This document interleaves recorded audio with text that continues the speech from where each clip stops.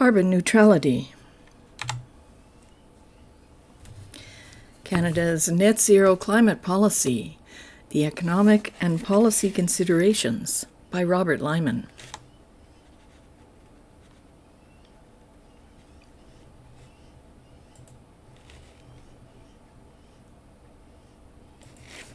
Hi, I'm Michelle Stirling for Friends of Science Society. Today I have a presentation by Robert Lyman and a script that he put together, and I'm going to read it to you because I think this information is very important and it should be in the public domain as soon as possible. Robert is also willing to make personal presentations on this topic, and you can contact him by contacting us if you like. So let me give you a bit of background. The issues surrounding Canadian climate policy are rarely presented to the public in terms that help people understand what the policy means for their lives. Too often they're presented by governments and environmental interest groups as how we must respond to an impending global catastrophe about which science is settled, and about why we must all do our bit to help the world stop using fossil fuels as soon as possible. So in this presentation, Robert does not deal with the scientific claims. Instead, he challenges the logic behind the claims that Canadians need to sacrifice as part of a global effort. Let's have a look at what Robert's put together.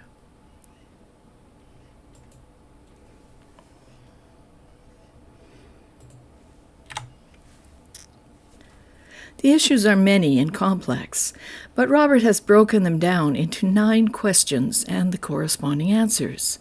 The questions are: what is Canada legally required to do? What is current climate policy? How much does it cost? What are the benefits? Do other countries follow our lead? Will world efforts reduce emissions? What drives energy transitions? Can governments centrally plan transitions? And how would net zero affect our lives?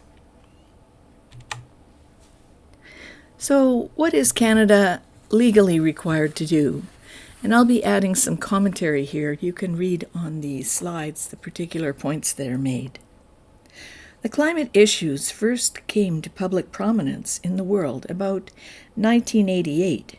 Since that time, there have been several international conferences of countries to discuss how to respond.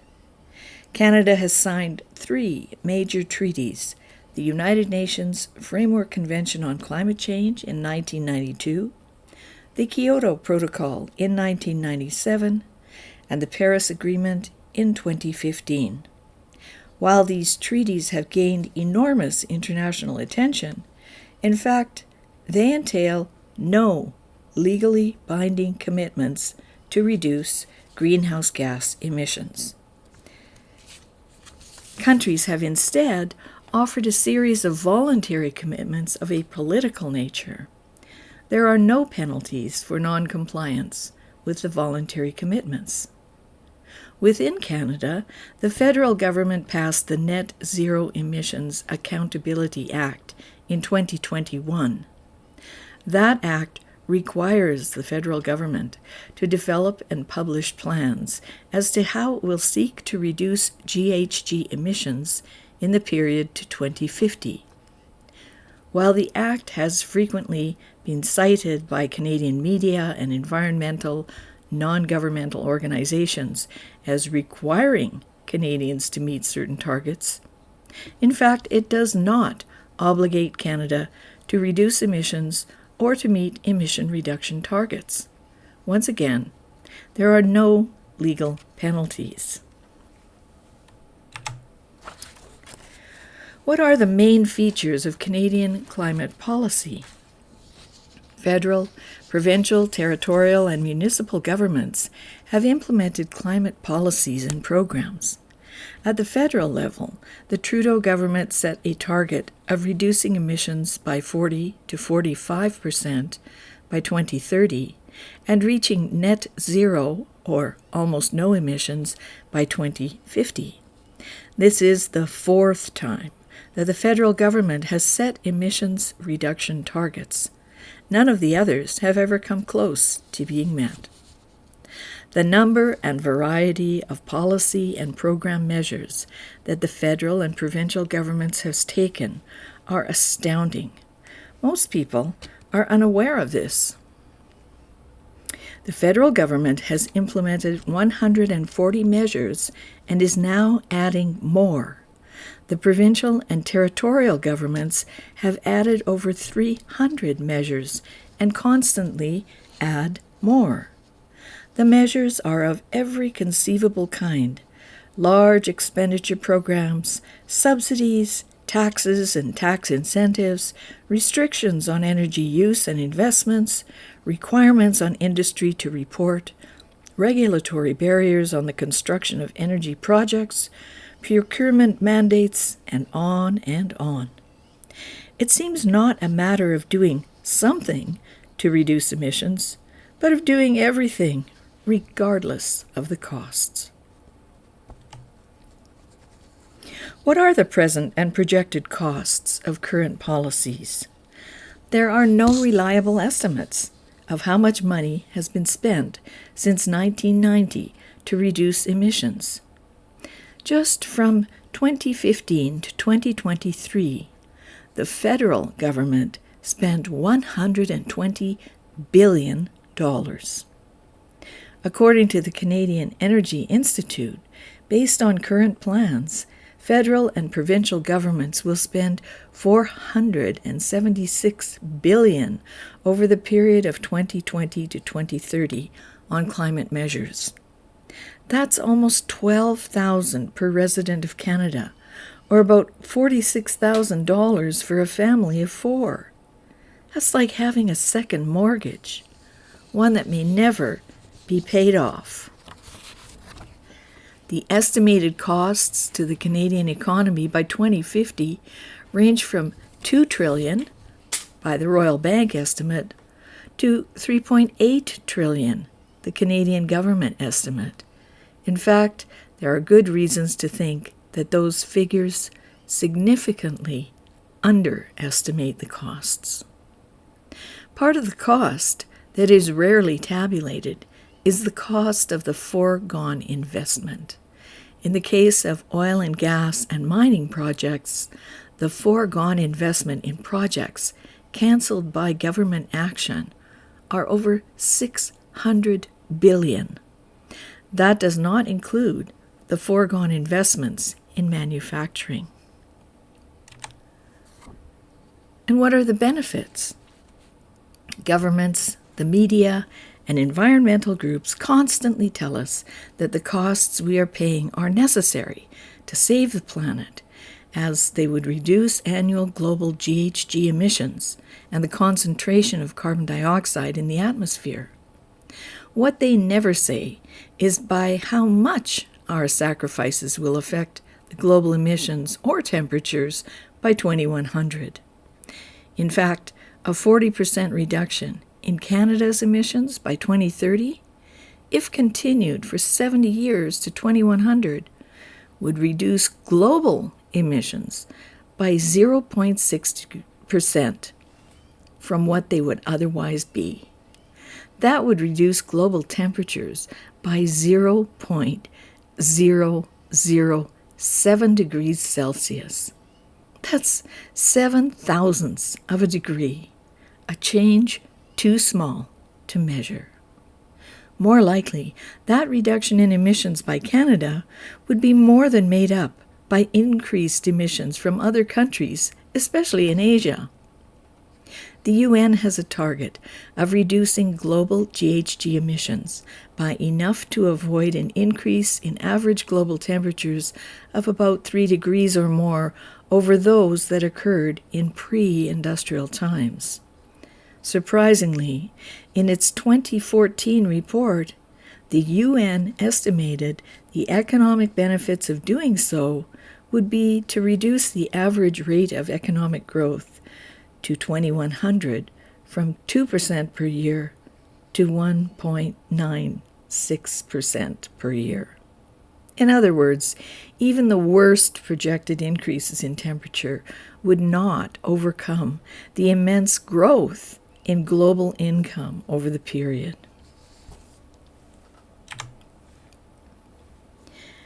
Has Canadian climate leadership influenced other countries? Climate activists insist that we Canadians must do our bit to reduce global emissions, as though this were a war and otherwise we would be letting down our allies. This is nonsense.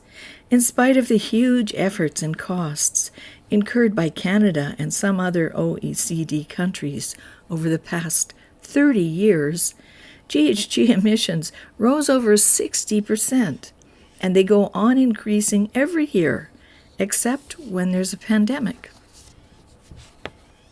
The alleged allies don't exist. And what were the effects of past climate agreements? The 29 conferences of the parties to the Framework Convention on Climate Change have had, at best, a modest effect on the growth in carbon dioxide concentrations in the atmosphere.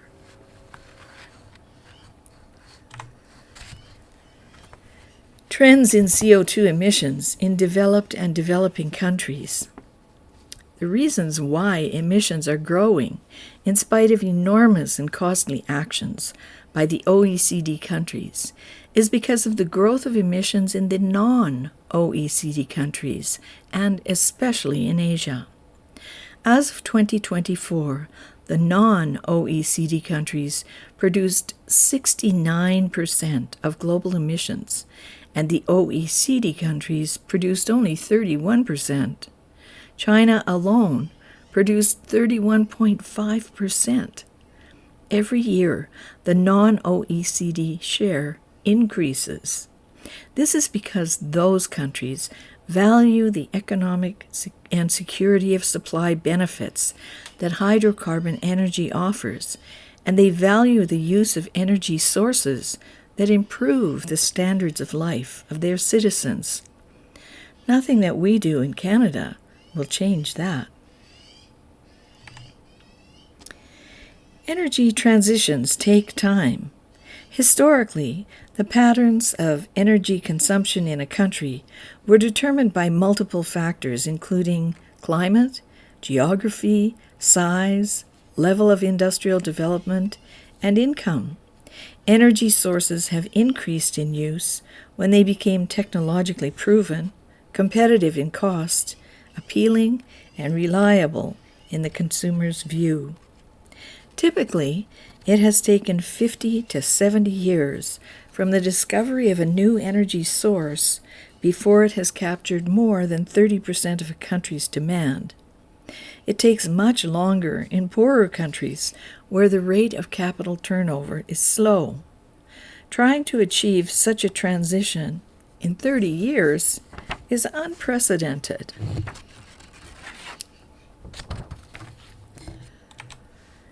Can governments centrally plan energy transitions? Central planning, where a central authority controls the economy, often fails due to a lack of accurate information, limited responsiveness to change, and a suppression of innovation. Centrally planned economies struggle with efficient resource allocation, leading to shortages and surpluses, and often stifle entrepreneurship and economic growth. Climate policy too often entails decisions by government to subsidize or mandate the use of technologies that are either not ready for widespread commercial use or suffer when the absence of market discipline prevents them from making the changes they need to become competitive without subsidies. As noted on the slide, only communist governments have tried to centrally plan the energy economy, and always with poor results. There has been a consistent failure of governments to correctly pick winners and losers. And no one can predict the rate or pattern of scientific discoveries, technological applications, and market commercialization. What would net zero mean for Canadian lives? The list of economic harms that would be imposed on Canada by net zero policies is a very long one. Oil and gas remain the most economically efficient and reliable sources of energy supply. There is absolutely no substitute for oil products in most transportation uses. Eliminating them would impose massive costs on industry, which would probably respond by reducing investment and employment, or moving to other jurisdictions and continuing to emit there. Net zero policies would decimate the oil and gas industry, would take away the opportunity to develop the oil sands, Canada's largest and most valuable resource, and potentially cause irreparable rifts in Confederation. We should not impose another Great Depression upon ourselves. It's all pain and no gain. In conclusion, decarbonization, or net zero, is almost all pain for no gain. It's a political objective driven by environmental and central planning ideology, not sound public policy or respect for democracy. Regardless of whether or not one believes the claims of climate alarmists about the science, nothing that Canada does will have any effect on global emissions or temperatures that would be large enough to measure. We are being told to commit economic suicide in order to satisfy activists' demands for a symbolic measure.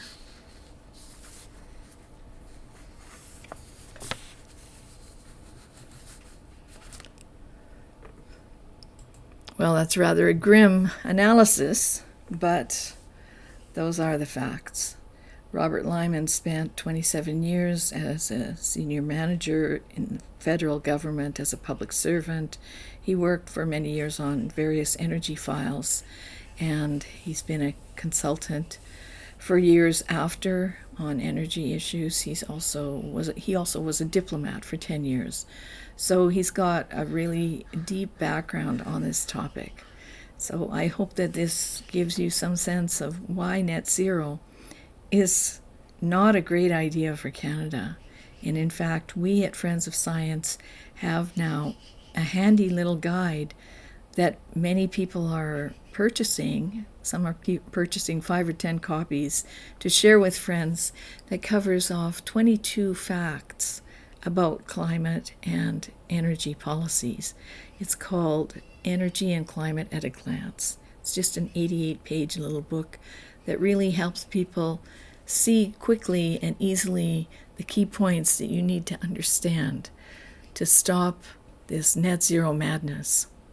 So we've started a new campaign, and we hope that you'll join us. It's called, and I think you're going to love this,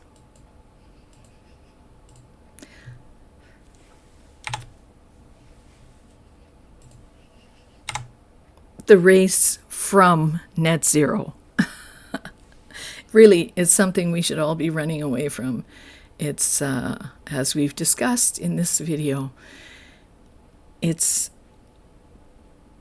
making Canada commit economic suicide in order to satisfy activist demands for a symbolic gesture. So you can order this book online at friendsofscience.org, and we'd be happy to have your comments on this video. Please do share this with everyone you know. For Friends of Science Society, I'm Michelle Stirling. Thanks for watching.